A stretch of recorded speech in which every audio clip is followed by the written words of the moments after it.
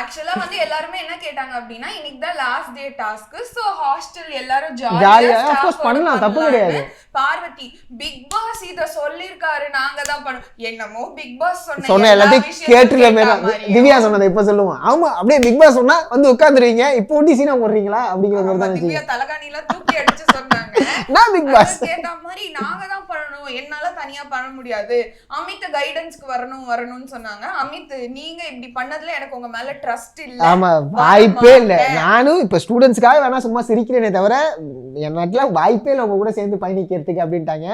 அமித் ஒரு மாதிரி லிட்டரலா சரியான காண்டாயிட்டு யாருங்க அது அப்படிங்க. அமித்தால சில வேர்ட்ஸை யூஸ் பண்ண முடியலங்கிறது நம்ம வந்து பார்க்கும்போது தெரிய ஆரம்பிச்சது.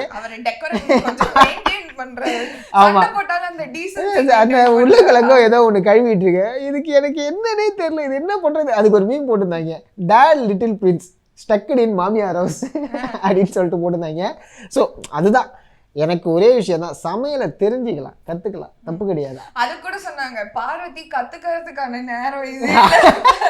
ஆமாண்டா அது எனக்கு தெரியல, ஆனா என்னத்தையாவது ஒருத்த பண்ணலாம். சி எல்லாம் வந்து சாப்பிடவே மாட்டோம்லாம் சொல்லல, பட் ஆனா ஃபைன் அவங்க சாப்பிட்டுட்டாங்க. ஆமா